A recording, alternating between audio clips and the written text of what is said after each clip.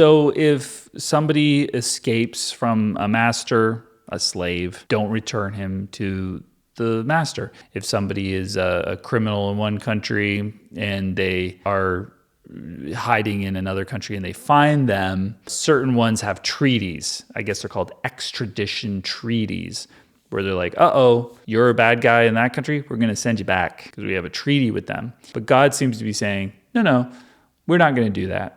If there's a guy that is a slave and he's a runaway slave, never going back, let him hang out, let him live. And a lot of people will use this to be like, see, God hates slavery. I mean, it is kind of like if someone runs away, they're allowed to stay away. But that wouldn't be very effective to say, like, you can own people for life unless they happen to like walk away. You can beat them, and if they don't die, it's fine. Well, once you hit them once, if this was in place, they just walk away. So that can't be the way that works, unless the Bible's like just so dumb, which it could be. The one thing is when you try to fix the bad things in the Bible, or the things that aren't true, which we'll get into when we get to like the New Testament. When you try to fix those things, all it does is make the Bible just so dumb. And that would be what it is here. Like, oh yeah, you can own slaves.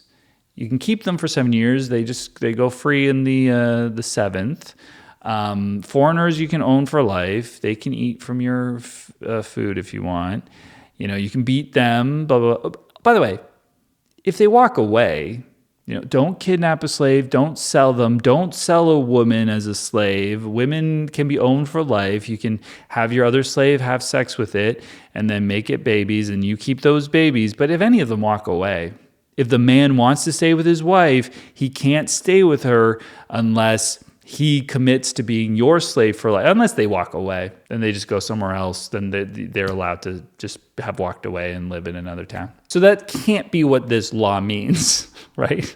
Or else the rest of those laws are just so dumb. So it's either the Bible is so stupid and God's just a moron, which is somewhat true, or this just means, it's an extradition treaty that like if people come from other places and they were slaves, you're not just returning them. You're not going to do anyone any favors because you don't care about them. You just care about your own Hebrew stuff, which that's not bad. Like I'm into that. If somebody is a slave and they come to you, don't return them to the master.